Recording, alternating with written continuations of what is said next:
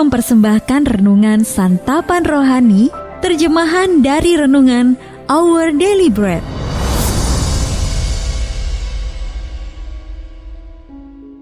Sahabat ODB, pembacaan Alkitab hari ini terambil dari Yesaya pasal yang ke-30, ayat yang ke-19 sampai dengan ayat yang ke-26. Sungguh hai bangsa di Sion yang diam di Yerusalem, engkau tidak akan terus menangis. Tentulah Tuhan akan mengasihani engkau apabila engkau berseru-seru pada saat Ia mendengar teriakmu.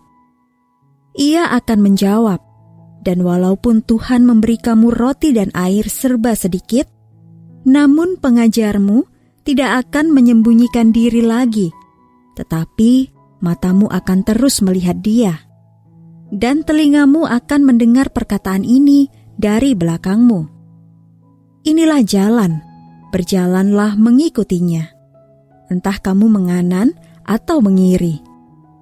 Engkau akan menganggap najis patung-patungmu yang disalut dengan perak atau yang dilapis dengan emas. Engkau akan membuangnya seperti kain cemar sambil berkata kepadanya, "Keluar!" Lalu Tuhan akan memberi hujan bagi benih yang baru kamu taburkan di ladangmu. Dan dari hasil tanah itu, kamu akan makan roti yang lezat dan berlimpah-limpah. Pada waktu itu, ternakmu akan makan rumput di padang rumput yang luas. Sapi-sapi dan keledai-keledai yang mengerjakan tanah akan memakan makanan campuran yang sedap, yang sudah ditampi dan diayak. Dari setiap gunung yang tinggi dan dari setiap bukit yang menjulang, akan memancar sungai-sungai pada hari pembunuhan yang besar.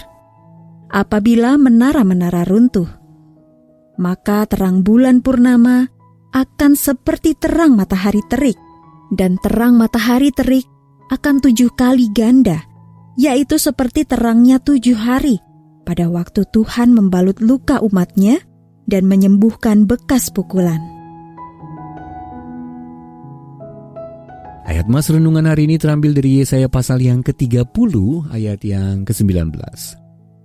Tuhan akan mengasihani engkau apabila engkau berseru-seru. Renungan hari ini berjudul Seruan yang Berbeda, ditulis oleh Marvin Williams. Sahabat ODB, ketika seorang bayi menangis, itu tandanya ia lelah atau lapar, bukan? Menurut para dokter di Brown University, perbedaan tipis dalam tangisan bayi yang baru lahir juga dapat menjadi petunjuk penting dari adanya masalah-masalah lain. Para dokter telah merancang sebuah program komputer yang bisa mengukur faktor-faktor tangisan seperti nada, volume, dan tingkat kejernihan suara tangisan untuk menentukan apakah ada yang salah dengan sistem saraf pusat sang bayi. Nabi Yesaya bernubuat bahwa Allah akan mendengarkan setiap seruan umatnya, mengetahui kondisi hati mereka, dan kemudian menanggapi dengan belas kasihan. Namun, alih-alih mencari petunjuk Allah, bangsa Yehuda justru mengabaikan nabinya dan mencari pertolongan dengan bersekutu dengan Mesir. Kita bisa baca dalam Yesaya pasal yang ke-30, ayat yang pertama sampai dengan ayat yang ke-7. Allah memberitahu mereka bahwa apabila mereka memilih untuk terus memberontak, Dia akan mendatangkan kekalahan dan penghinaan. Meski demikian, Allah juga sangat rindu menunjukkan belas kasihannya kepada mereka, siap sedia untuk mengasihani mereka. Ayat 18. Penyelamatan akan tiba, akan tetapi hanya melalui seruan penyesalan dan iman yang mereka nyatakan. Apabila umat Allah berseru kepadanya, Dia akan mengampuni dosa-dosa mereka dan memperbarui kekuatan serta daya hidup rohani mereka. Hal ini juga berlaku untuk orang percaya hari ini. Ketika seruan penyesalan dan iman kita didengar oleh Bapa di surga, maka Dia akan memperhatikannya, mengampuni kita, dan kemudian memperbaharui sukacita dan pengharapan kita di dalam Dia. Sahabat ODB, apa yang membuat Anda tergoda untuk memberontak terhadap Allah, lalu mencari pertolongan di luar Dia?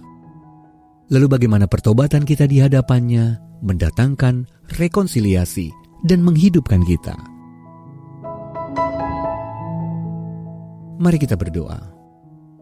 Allah terkasih, ampunilah aku, karena kerap berusaha mencari perlindungan, keselamatan, dan keamanan di luar Engkau. Pulihkanlah kasih-Ku kepadamu. Amin.